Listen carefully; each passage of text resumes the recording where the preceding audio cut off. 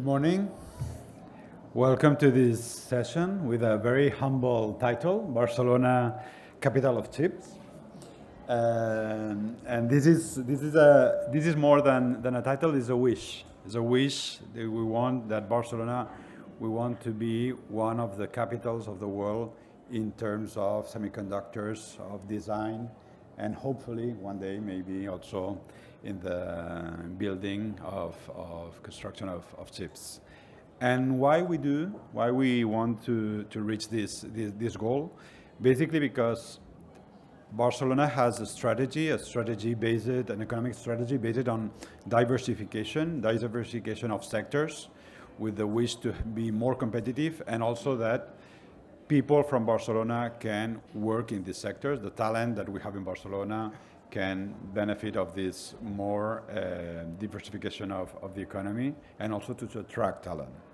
So it's clear for us that to have the chip sector in our agenda, it's part of our competitiveness. But also, if we take a look, a more wide look, more international look, it's also very strategic in terms of sovereignty of our industry, sovereignty of our economy in terms of comparing to other countries and other regions of the world. So today we want to talk a little bit about this sector, about why it's so important, why we need it, what is the future, why companies should come here, and this wish to become a capital of the chip sector is something that we are already working on, and we have like a non-official roadmap between the several stakeholders in Barcelona, and the result is that in the last 2 years we have heard about the announcement of the implementation of 4 design centers in Barcelona and its region, and today we have with us the responsibles of these design centers, of some of the responsibles, and we will have this discussion with them. So let me introduce them. First of all, we have Mateo Valero. It's director of the Barcelona Supercomputing Center. He told me that he loves to be in Barcelona because of the soccer. So that's the reason why we have the Barcelona Supercomputing Center in Barcelona. So it's a matter of balls. Then we have also Antonio Conde. Antonio Conde is the Innovation and Digitalization Country Leader at Cisco. We have Pierre Boudier. Pierre Boudier is the Technology Vice President in Intel.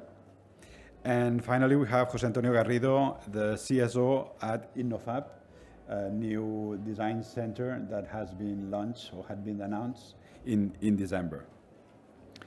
So, regarding with the wish to start this debate, I would like to just jump to a very more wide question, a wide question that I would like to ask first to Intel. But of course, please, the rest of the attendees, speakers, I hope that we can generate a debate, and I'm pretty sure that Mateo will help us to give us this debate. But the first question, a more wide question, is please tell us why it's so important, this sector, why the chips is a so important sector in the current world and in the future. Yes, thanks, Michael, for having me.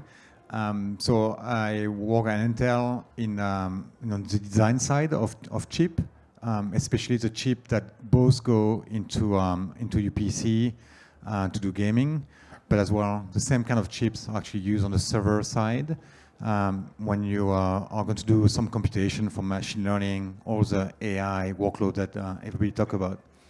And so it's the same kind of computation that you do in both markets, and Intel is making those chips. And as we can see, we live in a world which is more connected, and the kind of services that you get from that connection gets smarter and smarter, which requires more computation. And the computation happens both on the cloud, so in data centers, in servers, but as well locally on the device that you own. It could be your phone, your PC, or even like light bulb technology. It could be your router. My friend at Cisco can talk about that.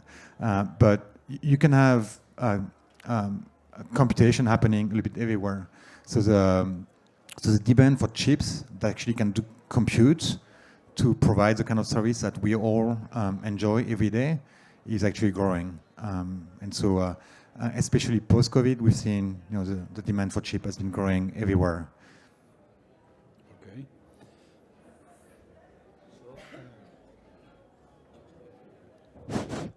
So, complementing what, thank you, gracias por invitarme, thank you very much.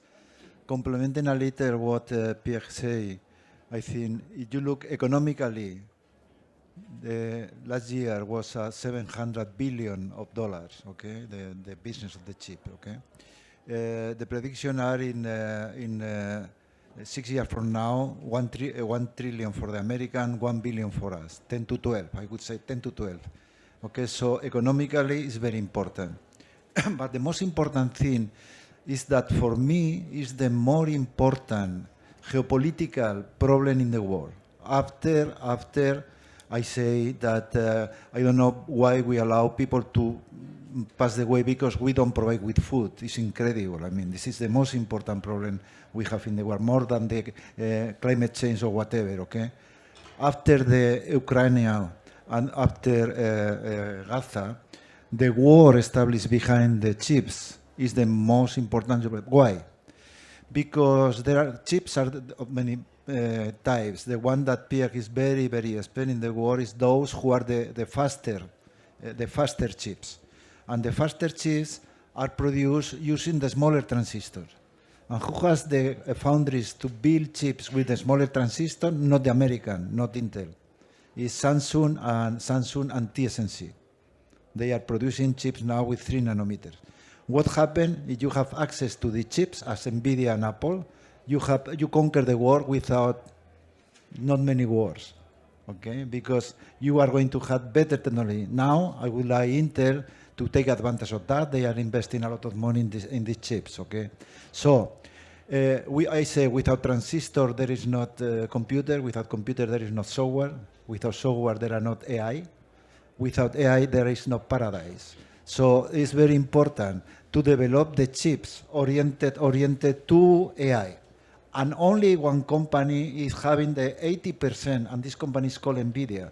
So again, Intel, AMD, and BSC, we like to beat NVIDIA because with the AMD and Intel, it's an easy target.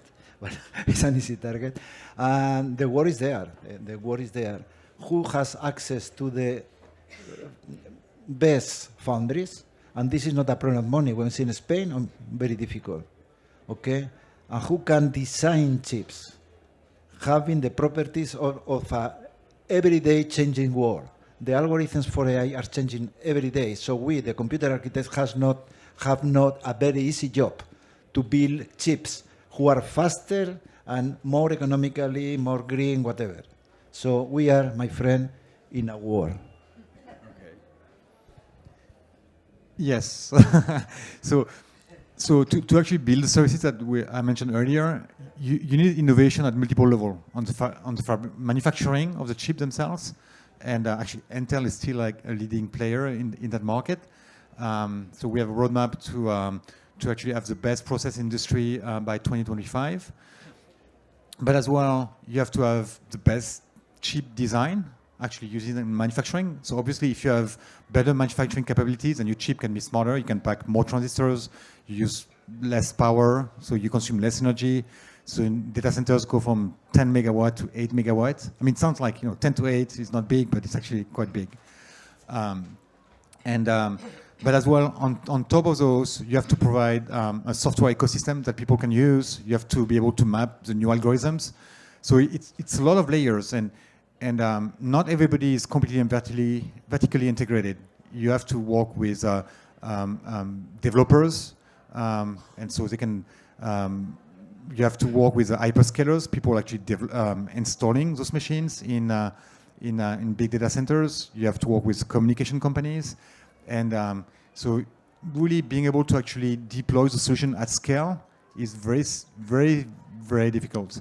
I've seen issues where you install your data centers and the main issue is the cable that you have to put between each one of the rack has some defects. And it simple. You put cables, but you have maybe 200,000 cables, and you realize that like you have a defect rate of a few percent, but you don't know which ones. And you see that you have issues, and you have to come back and verify every cable, and you have like hundreds of thousands of them.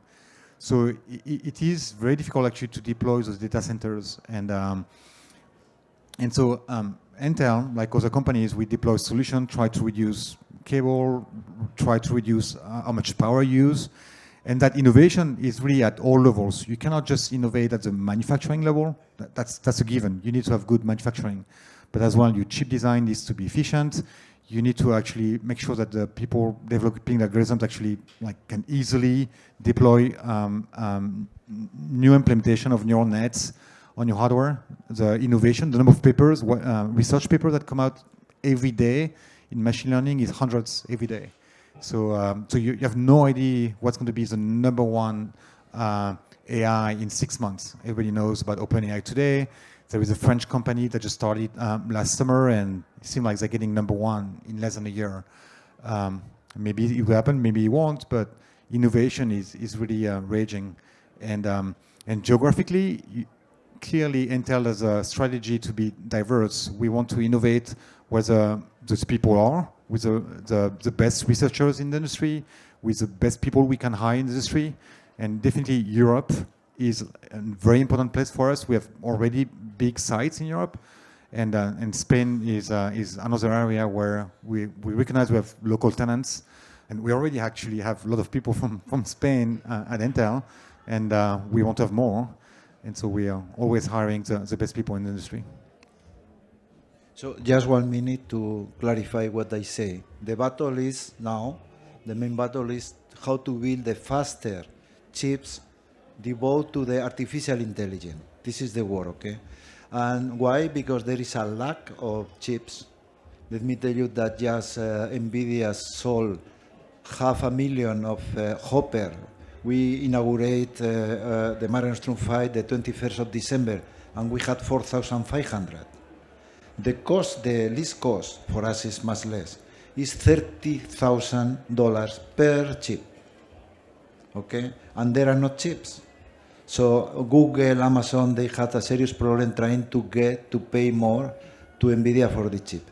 The problem is so big, I finished, that the guy who did the stupid thing who is called ChatGPT, okay, is promoting worldwide an action to get from 3 billion to 7 billion to build the future AI, the most powerful AI chips, and then to build the most powerful funding, and don't forget, and to build the best machine to produce energy, because I would like to talk about the energy for the chip. I will say nothing more, Pierre, but I agree with you.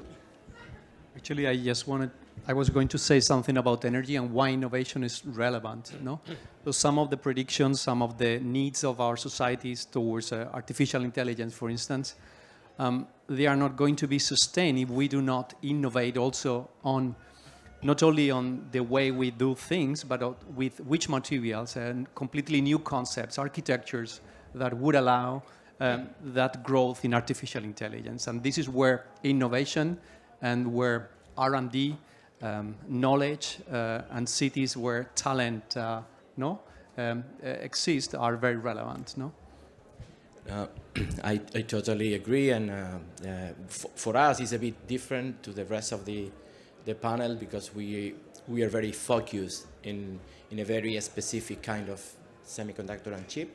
We do basically ASIC, which is the chip that is in the routers and switches to route the traffic, that AI traffic that has to go from the user house to the data center and back. And we are very concerned in the power consumption, the new efficiency. Madrid said 2-3 months ago that they barely have the electricity capacity to cover the demand of the data centers that are growing there. And this is something that is going to happen everywhere. So we here in Barcelona are concentrating in how to make those chips more efficient. Our new Silicon One has 96 less power consumption than the family just before, with a 35% more bandwidth for the AI. And that's the things that we are planning to do in Barcelona, because I totally agree with the rest of the panel that we need to take care not only about how we do things, but to do things in a very sustainable way. Otherwise, we will have a problem in a couple of years. So I agree with you, by the way. I don't have any doubt that Intel is the best company globally, Intel, okay, and Cisco is the best company in telecommunication. But I would like for you, Antonio, that correct me. You mainly now, I know your chips, you are very green, whatever, but things are changing also in how we move, where the data are produced, where the data are computed, and we store as that. At any time you need in your routers, you need a lot of intelligence to do edge computing. And what do you need? Very good hardware for artificial intelligence. That is changing. If you like to be green, you need to do that. If you like to be effective, how you can get 1 million of prompts to the ChatGPT? Could some of them be answered locally and we save a lot of energy? This is the question. Really appreciate the advice. We have team up. We have for free. We have an historical good relationship with Intel along the history. Now, recently, 2-3 months ago, we signed a very huge agreement with NVIDIA to team for developing new things together. So I totally agree with you. I think we have taken notes of the advices and we are following the right approach. Okay, I will. In fact, you invent the thought computing. It was an idea from Cisco. No, in Barcelona, no. In Argentina with my friend Mario Nemirovsky. Mateo, I'm going to jump to another question, okay? And it's for Mateo because he didn't have the opportunity to talk. So easy question, please. Don't worry. No, I think that it's clear that from this first question we are aware about the importance of the sector in terms of the devices, of its utility, in terms of the challenge regarding the energy sector. But you were saying we were in a war to reach paradise. It's a very good way to say it. And I would like to know a little bit more about how it's cooperation between regions going on. Is there a cooperation? Is there something that we need to improve? So yes, do you have any question about design, or is the last time I have to talk about the importance? No, don't worry. We're going to design in the next question. We're going back to design. So the collaboration is important. Philosophically, if work collaborate more, we will have less war. Okay, so it's a lack many times of collaboration. But let me tell you, we have problem now for developing LLM or generative AI, Ulysses, with billion and billion of parameters. Nobody knows how to do that. Just a few people knows how to do that. So, for example, we are with Argonne, probably the best supercomputing center in the state. With the RIKEN, the best supercomputing in Japan, and BSC, without any doubt, the best supercomputing center in Europe, trying to develop trillions of parameters, LLMs or generative AI, to deal with problems concerning the society. And for that, we established that. This is just one example, okay? We cannot do that alone. We cannot develop the software, and we need plenty of hardware, to share plenty of hardware to do that. In fact, let me tell you one thing. The technology is now once more separating those countries that will be down doing research. Those countries that do not have access to the faster processor that Pierre is building will not be able to do any research, competitive research. So this is a very serious problem. We need to share our resources, to have any people with ideas in the world collaborating access to our resources. Without collaboration, there is not paradise. Neither. Actually, there was an interesting comment about the fact that you need computers to do research, and for people who are actually not very familiar with the underlying mathematics for machine learning, one thing to understand is when we say machine learning or algorithm, it's really, we develop a mechanism so that the computer by itself will try to find patterns and find solutions by itself, which is a completely different paradigm from the computing paradigm that everybody have been using for the last 50 years, where you have engineers like thinking about like there is a problem to solve, you find a way to solve it, and you logically describe how to solve it with code that you write manually, and you have a solution. With machine learning, it is you learn how to solve things by the example. You give data to your computer, and you give it over and over and over, and the algorithm will actually extract information from that data, and will find a solution. And this is actually extremely powerful because you don't have enough engineers in the world to solve every single issue that you face. And even when you have those engineers, you don't have enough super smart engineers to solve all the most challenging problems that you have to solve. So for instance, when the machine learning, like the new machine learning revolution happened, we started in 2012, there was a competition called ImageNet. And ImageNet was a classification competition where you had images and you had to say, this is a plane, this is a boat, this is a human, this is a cat, this is a dog.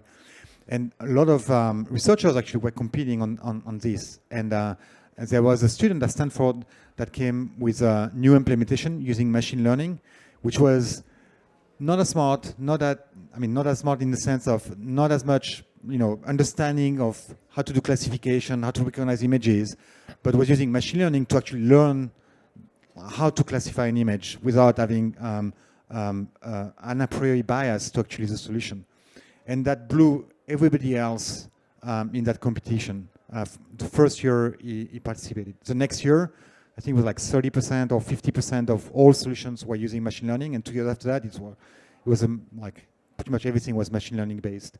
So the outcome is really, if you want to do innovation today, if you don't have access to those computers and you're not able to deploy algorithms on actual physical machines to that computation, then you're not going to be able to make the same kind of progress at the same speed, or even to find the best solution today. It's true in finding new materials in healthcare, in natural language understanding, like be able to do like searches, and so all those mechanisms. If you don't have access to machine, it's not going to happen. I just want to add a different angle also on the collaboration, and perhaps the challenge that we have in Europe. So the speed at which we can implement initiatives is probably different from other regions like the US. We are different member states. We need to take decisions which need certain level of consensus, and this makes our decisions, our large strategic initiatives, much slower than in other regions. And as Mateo, you said, you need to be very quick in this field. So this is putting us in a slightly, I think, more difficult situation. And as I think that we should also push and work knowing this disadvantage and how we can overcome it. So, collaboration, Antonio. So just one example, okay? So at the supercomputing level, we are collaborating, we are trying to provide access to any good idea worldwide, okay? So we had the Barcelona Supercomputing Center, we had the Spanish National Center, but we had the Red Española de Supercomputación, 14 computers in Spain connected, and we are working together, not for computation, data, AI and quantum computing. At the European level, we had praise, and now we have the Euro HPC. So there are projects that are evaluated by expert on that, and in order to provide them with free access. Okay, so I agree with José that the decision in Europe take more, but we are more social. Let me tell you some. Okay, so and now coming back to the problem that Pierre say, we need to provide access to the talented people to this machine in order to use that as an instrument. I was born in Aragon. There we had the only, you will say, no, we had two, the only Spanish Nobel Prize in Medicine, Don Santiago Ramón y Cajal. And why he got these ideas? Because he had access to the best microscope. If not, it is impossible, okay? And what happened in Europe that we were not noticed that, and now there's a new that we are going to establish in Europe several places that we are going to call AI factories with enough storage, enough computation for a specific application, okay, in order to develop what you say, Pierre. So collaboration is a need, and it's done now. I mean, and we are. Yeah, I totally agree. I was going to say that we learned at Cisco a long time ago that we truly believe no one company on its own can innovate at the pace that the market is demanding. So more than a need, I would say, Mateo, that it is a must. We have to collaborate.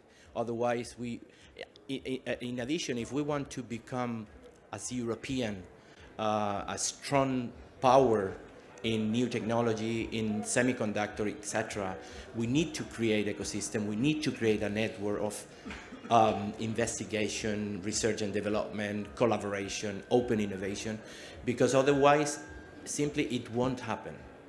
So for us, it's a must. Okay, so I'm going to jump back because Mateo asked me to talk about design. So no, but but I will give the floor to José Antonio, not to Mateo.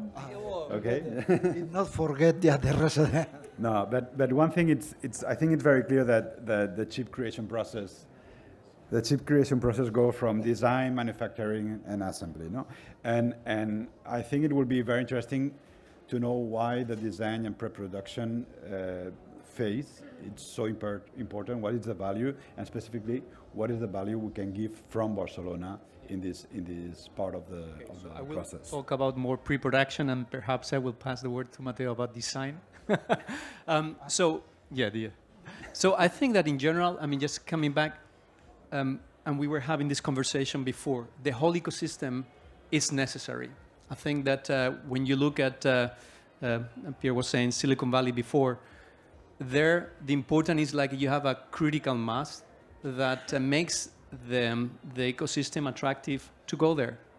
So I'm in favor always of making sure that the whole ecosystem from R&D, including design, pre-production, towards small startups and even industry needs to be present. If we don't achieve that, it's going to be very, very difficult to compete with other regions in Europe, which are already being very competitive. No, from my perspective, and this is what I want to cover one part of the value chain, which is going to be pre-production. No, so there is. I think that Europe, Spain, Barcelona, we are very strong in R&D in general, worldwide. However, we are lacking capabilities to accelerate translation from that R&D to the industry. And these capabilities means infrastructure, but means also know-how, even capital, right? And this has been recognized by Europe. Europe has launched like a large initiative, which is the CHIPS Act. And within the CHIPS Act, they have the Chips for Europe initiative. They identify that Europe is strong in R&D, but there is a gap between the union's advanced research and innovation capabilities and the commercialization of the technology. There's a big gap. And then they have launched this initiative with the goal of covering that gap, not bridging the gap by means of supporting the installation of technology capacity that will allow the R&D to go from the lab to the foundry, right? And this is, Europe has launched these calls for pilot lines. And here we sort of like thought along the same lines. We have Barcelona, that is a strong partner where we have R&D centers, we have small startups, we have universities, we have design centers, we have industry, but we are missing that infrastructure that can accelerate technology development. No? And this has been the starting point of this initiative, which is called INNOFAB. INNOFAB is an initiative that is going to install R&D clean room for pre-production of technology. So pre-production means that it's going to be like a very small series. It's going to be used for testing and for validation of advanced semiconductor technology. So the goal is not to perhaps support Cisco or Intel in the next 2 years or even to the BSSC, but to look at what is coming in 5, 10, 15 years. What is the next generation of technologies where even industries like them cannot focus at the moment because their focus is in the short term normally, right? So we are going to install this project here in Barcelona. It's a project which is about 400 million euros to install this new clean room facility. And we will be focusing on this type of technologies which are going to be enabling the future of our economies. We are talking about artificial intelligence, but for that we need new materials and new concepts. We are talking about more secure communication. Quantum encryptation could be some of that. No? So this is something that we are going to have here in Barcelona. And as I said, one of the reasons for that is because we believe that we have the right ecosystem from the R&D, the universities, some of the end users, and also the designers. So this covers the whole ecosystem, no, for pre-production. Okay. So I don't know if Mateo wants to say something about the design. No question about design? I agree with you. Okay. So I'm jumping to Cisco and Intel, and you were already saying, José Antonio, what we have in Barcelona, this ecosystem, that it's very rich, very attractive, but at the same time, I understand that this ecosystem is also in other part of the Europe and other countries. And on top of the weather and the quality of life of the city that we give it for granted, hopefully, especially the weather, I would like to know a little bit more from Cisco and Intel why you make a decision to implement in Barcelona your design centers, and now that Cisco and Intel do not hear us, I will jump to José Antonio and Mateo and say, what should you tell to other companies to come to Barcelona to implement their design centers? In our case, it was a very tough decision in terms of there were a lot of different places in Europe trying to gather the semiconductor industry or design capacities that Cisco have outside the US, Israel, and Asia. And we focus in 3 different topics. The first one is the one that we have already mentioned this morning, is about the ecosystem. You need to have people around doing research, doing development, creating new technology, for you to be able to take advantage of that technology, create the right conditions to evolve into the semiconductor industry. So for us, number one thing was the ecosystem. And Barcelona have a very nice ecosystem in terms of semiconductor. There's other regions in the country that also have a very good ecosystem. I would like to mention Valencia, for example. They're pretty strong at that too. The number 2 thing we have a look at it was creation and retention of talent. Basically, for us, it was a key topic because it's, at the end of the day, there are very few professionals with the skills needed to fight, using the war analogy, to fight in the high tech. You need to have a very strong curriculum, a lot of skill sets that are not very common. And we found in Barcelona some of the skills we were needing. And for those that we didn't have, we have teamed with the university, with the academy, which must play a key role in having this moving on, because without the academy, we won't be able to feed the talent needs of the different companies.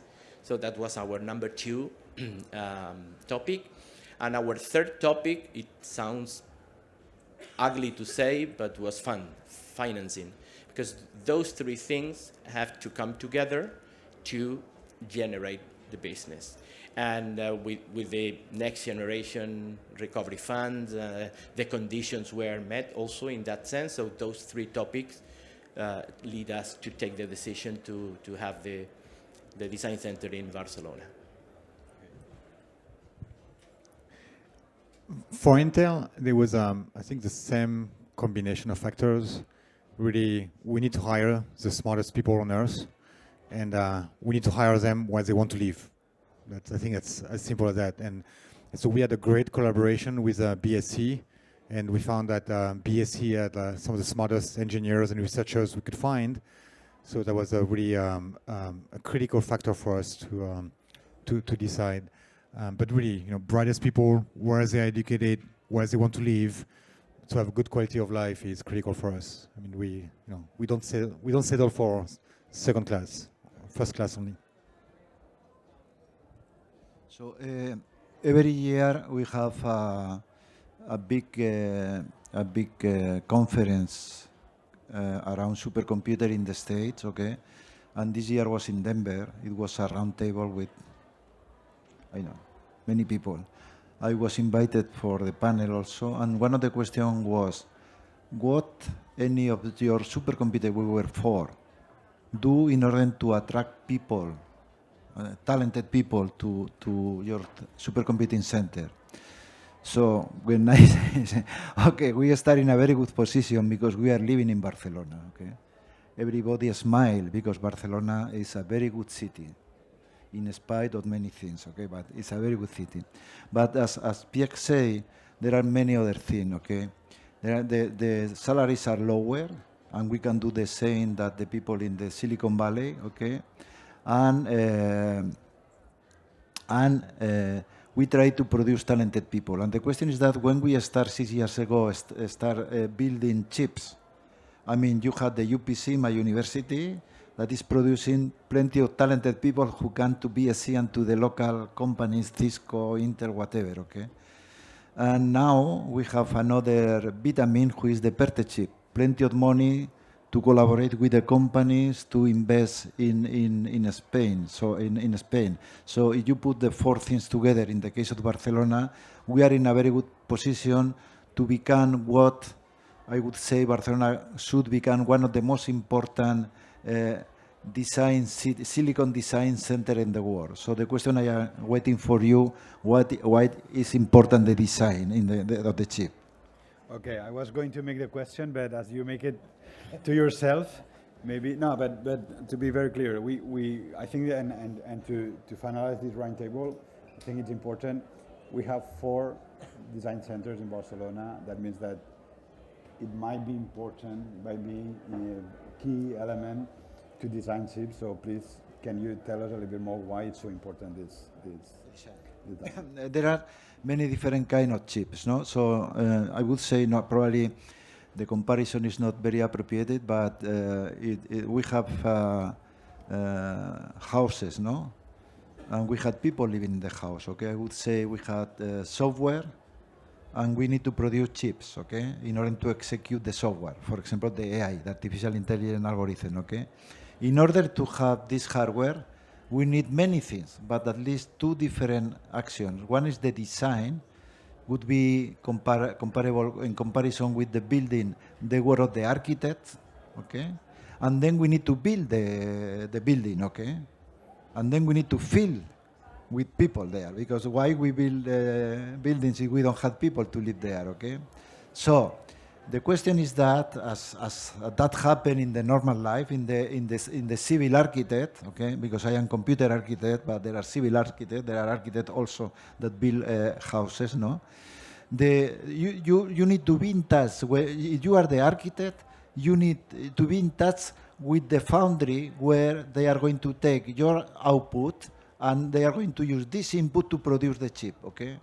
So there are only 2 companies in the world who are able to design and build the fastest chip in the world. One is Intel, and the other one is Samsung. They have factories, very good talented engineer, very good ideas, whatever, okay? the most NVIDIA or Apple, they don't have foundries. When they build, when they draw the design, they are in touch with TSMC. Okay, so this is important, this collaboration. Okay, but what happened? You can build chips, but if you don't have people to live in this house, why you build chips? And then the question is that the houses that execute software belongs to Intel, to AMD, to R, to NVIDIA. Okay, it is not difficult to compete with these guys designing chips. What is difficult is to compete in the software development. Who is going to develop the software? Intel spent billion and billion during many years having the best software for their chips. They are very good. The same happened with NVIDIA. NVIDIA, the best thing is not the hardware, it's the software. And the same happened with NVIDIA. So, what happened in the software? Many years ago, the software was very difficult, and then Linux appeared, the idea, and democratized the software. Now, any software can be executed in any of the platforms, more or less, that are built by Intel, whatever. But what happened about the hardware? We depend on these companies. We were depending on these companies until the same concept that the Linux and the software was the RISC-V in the hardware. So now we can collaborate worldwide in the design of chips. And who is developing the software? Everybody. The big revolution is everybody is developing software for these chips that everybody can build. So all the chips that are now Intel, AMD, Pierre will not agree with me, NVIDIA, probably will disappear in a few years. And the same that happened with the operating system, with Linux, the chips will be RISC-V. So there are plenty of work to be done. So there is a unique opportunity worldwide to try to fill this gap. And in Barcelona, we have a unique opportunity to build chips from the IoT to the artificial intelligence. You mentioned that, but we create the company OpenChip. There are other companies. And our target is to develop the same chips that Intel, AMD, NVIDIA are developing, okay, but competing against them, because we can do that. And they will move, this is my prediction, that they will move and they will develop chips RISC-V based. So this is why it's important, the design, not in general, but now it's a unique opportunity to be, as I say, Barcelona, I would like, Spain, I would like to be, I say that, the Intel of the RISC-V, to produce the same kind of chips that Intel produced very well, but develop it in RISC-V, open, okay? This is a unique opportunity for the world. This is a unique opportunity in Barcelona to be different. I am very okay. Thank you for inviting me. Okay. Would you like a final word from the rest of the speakers after Mateo's words? If we say something, then Mateo will have to say something. So I think we all agree. We all agree it's a fantastic closure. Thank you, folks. Okay, so thank you very much for this roundtable. I think that we are willing to reach the paradise, and I think that we always, and in this goal, I think that the effort that you're doing from your centers to implement the design of chips in Barcelona is going to be a very important element, and from the City Council we're very happy, and we will like. And you know it, but we would like to support you as much as we can, and hope to work together to reach paradise in the next years. Thank you all.